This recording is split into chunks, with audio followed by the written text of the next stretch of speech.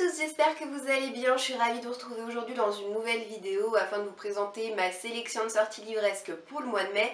Ce mois-ci, c'est pas moins de 12 titres qui sortent et qui m'intéressent grandement et je vais vous faire vraiment un grand plaisir de tous vous les présenter aujourd'hui. Et comme d'habitude, dans la dernière partie de cette vidéo, je passerai au tirage au sort mensuel dans ma saga Book Jar et nous verrons alors quelle sera la suite de séries que je devrais me caser prochainement. La première sortie qui m'intéresse est écrite par Alice Clayton, qui est également l'auteur de Wallbanger, dont j'avais lu le tome 1 il me semble que c'était l'année dernière. En tout cas, j'avais vraiment beaucoup apprécié cette lecture. C'est pour cette raison que j'ai pas pu m'empêcher de me noter la sortie de sa nouvelle série avec ce tome 1 qui s'intitule Explosive, qui va sortir en date du 3 mai aux éditions J'ai lu. On va suivre le personnage de Grace qui débarque à Los Angeles dans le but clairement affiché de devenir actrice, seulement elle n'est pas du tout connue. Elle va donc se mettre à courir les cocktails et à courir les réceptions dans le but de percer, mais elle va rapidement se décourager jusqu'au jour où elle va tomber dans les bras du beau, riche et célèbre Jack Hamilton, qui est un petit peu la coqueluche du tout Hollywood, qui va la dresser un petit peu sur un piédestal et faire d'elle une véritable star. Alors si ce livre est à l'image de Wallbanger, je suis persuadée qu'il sera drôle, léger, pétillant et sexy et je pense réellement me laisser tenter par cette lecture.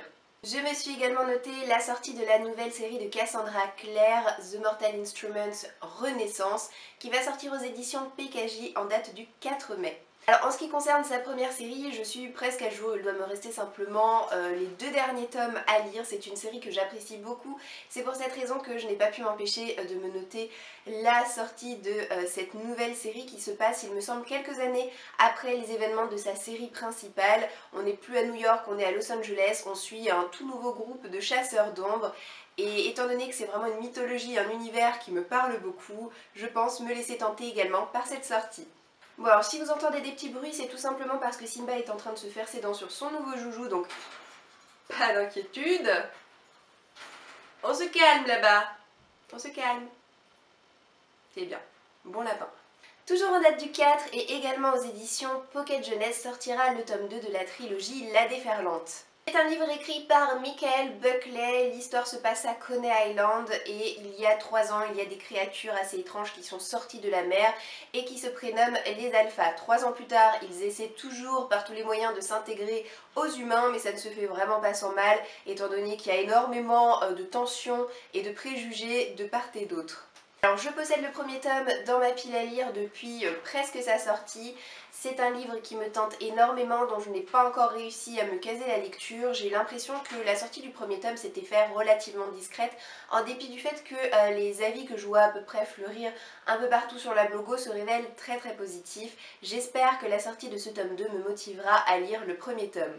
Toujours en date du 4, mais cette fois-ci aux éditions Gulfstream sortira le tome 4 de la série Les Outrepasseurs écrit par Signe-Johann Wilder. Ce tome 4 va s'intituler Férénusia. Jusqu'à présent, tout le monde pensait que Les Outrepasseurs c'était une trilogie. J'ai d'ailleurs lu les 2 premiers tomes, il me reste le tome 3 à lire. Et a priori, si j'ai bien tout compris, ce tome 4 sert un petit peu à apporter des éléments de réponse complémentaires par rapport à la mythologie et par rapport à l'univers créé par l'auteur, tout en s'attachant à des espèces de failles un petit peu différentes que celles dont on avait l'habitude d'entendre parler dans son histoire. C'était des failles qui étaient présentes mais dont finalement on ne connaissait pas grand chose. Je ne sais pas encore si je m'achèterai ce tome 4, pour être honnête avec vous, j'attends déjà de terminer la trilogie et si j'estime qu'elle se suffit à elle-même, je pense que je m'arrêterai là. J'avance un petit peu dans le mois de mai puisqu'en date du 11 sortira le nouveau Colleen Hoover aux éditions Hugo Roman. Je me languis vraiment que ce livre arrive enfin dans ma boîte aux lettres.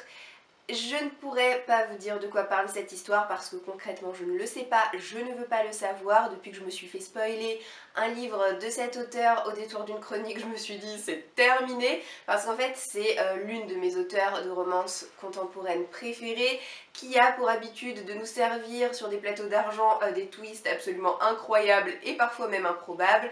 Du coup dès qu'on se fait spoiler c'est mort, ça vous gâche absolument toute la surprise du bouquin, donc moi niette, voilà, terminé. Donc peut-être vous-même vous savez de quoi parle ce livre, si c'est le cas ne me le dites pas, je le saurai suffisamment tôt étant donné que dès que j'aurai ce livre entre les mains je mettrai sur pause mes lectures en cours pour ne me consacrer qu'à celui-ci. En date du 11 et aux éditions Scrinéo, cette fois sortira le nouveau roman d'Aurélie Wellenstein qui va s'intituler La mort du temps.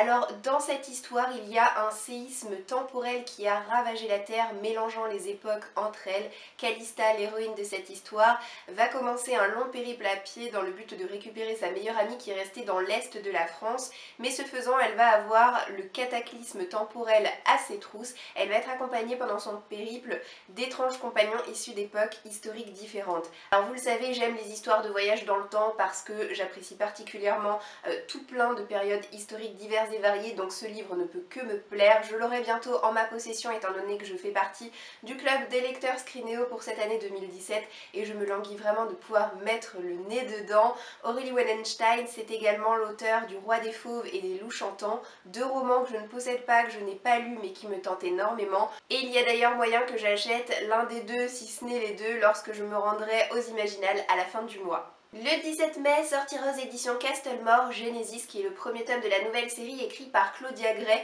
Alors il faut que je vous avoue que ce livre au départ, lorsque j'en ai entendu parler, ne m'intéressait pas, je n'avais absolument pas envie de me le procurer, sauf qu'à force de lire de super bons avis concernant des personnes qui l'ont lu en anglais, j'ai commencé à revoir un petit peu ma position et maintenant il me fait super envie.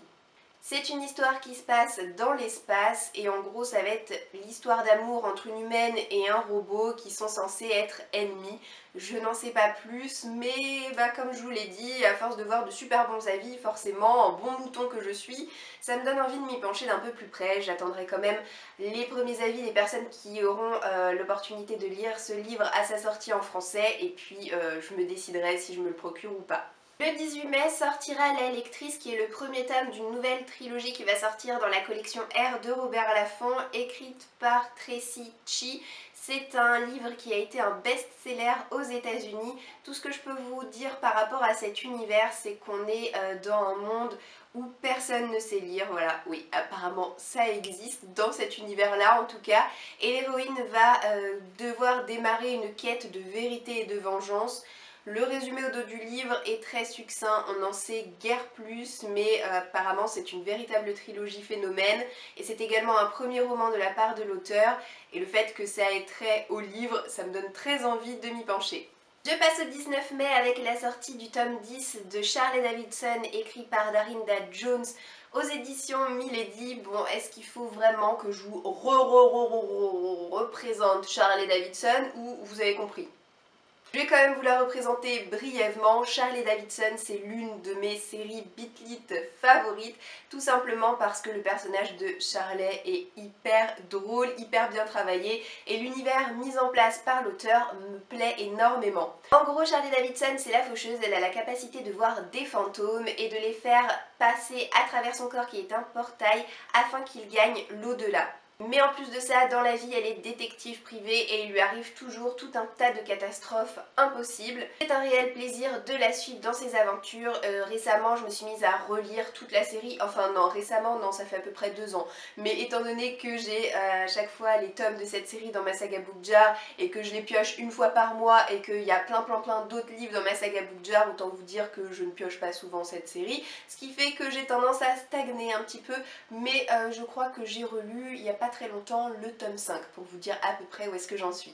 Je passe en date du 24 mai avec la sortie du tome 2 de la série Six of Crows écrit par Lace Bardugo et qui va sortir aux éditions Milan. Je possède le premier tome mais je ne l'ai pas lu. En tout cas, pour toutes les personnes l'ayant lu, ça a été soit une excellente lecture, soit un coup de cœur. En tout cas, les avis sont vraiment hyper élogieux par rapport à ce livre. Donc je ne sais pas ce que j'attends pour réussir à me caser la lecture.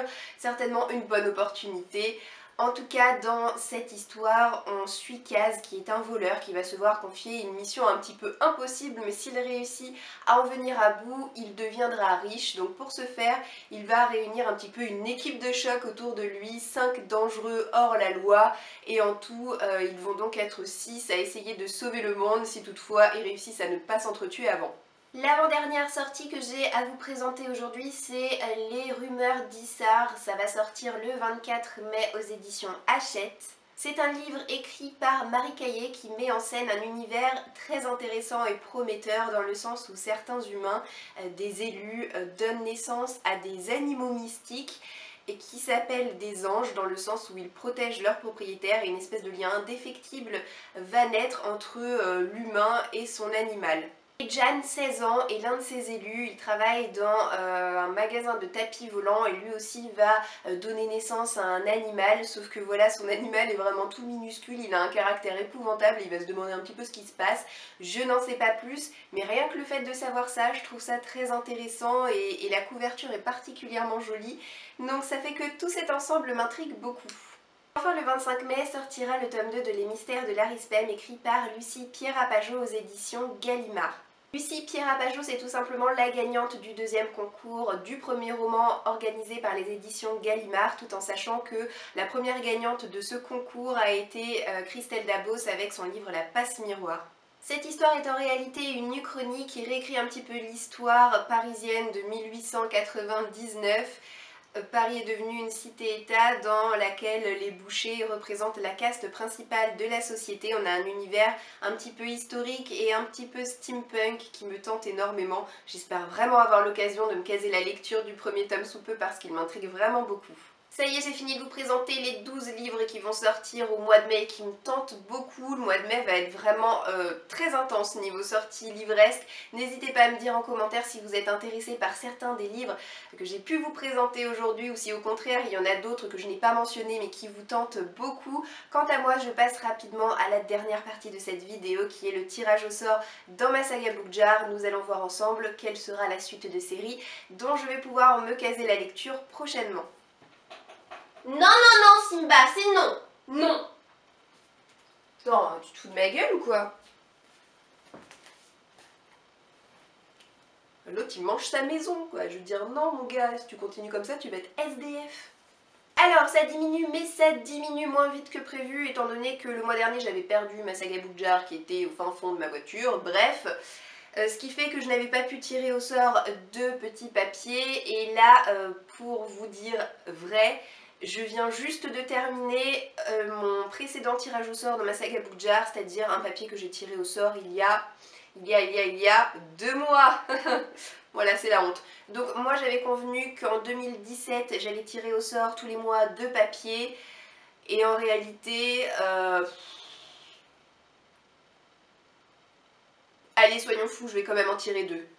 Donc le premier ça va être celui-ci. Alors, je vais devoir lire dès que possible. Oh ouais! Oh ouais! C'est cool! Alors, je vais devoir lire Le Cercle des Canailles. Et je suis en train de réfléchir où est-ce que je me suis arrêtée dans cette série. Je pense que je n'ai lu que le premier tome en fait. Il s'agit d'une série de romances historiques et je vais tout de suite voir sur Livre Addict où est-ce que je me suis arrêtée, tout en sachant que je vais vous montrer les couvertures sur ma tablette, étant donné que, comme vous le savez certainement, je n'ai plus mes livres avec moi. Mes livres sont dans des cartons à 25 km d'ici. Voilà, voilà. Donc je vous montre quand même la couverture du tome 2, c'est comme j'ai pu vous le dire de la romance historique sortie aux éditions J'ai lu et écrit par Sarah MacLean. Je vais donc me faire un plaisir de me caser rapidement cette lecture une fois que j'aurai mis la main sur mon exemplaire, ça c'est une autre histoire.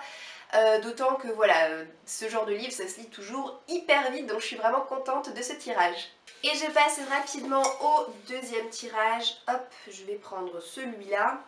Alors, roulement de tambour dans l'assemblée. Oh ouais, c'est cool! Décidément, je suis vraiment contente là. Donc il s'agit de Le Pays des Contes, qui est une série que j'apprécie beaucoup, sortie aux éditions Michel Lafon. C'est de la réécriture de contes de fées, c'est super choupinou. Et de mémoire, il va falloir que je lise le tome 3 écrit par Chris Colfer, mais je vérifie ça tout de suite. Effectivement, ce sera le tome 3, donc il y a cette couverture-là dont il faudra que je me case la lecture prochainement. Je suis vraiment hyper satisfaite de ces 2 tirages au sort, donc ça tombe vraiment bien. Bon, toi, t'évites de disparaître parce que le mois prochain, j'aurai encore besoin de toi, vois-tu? Oui, je parle à ma saga Book Jar.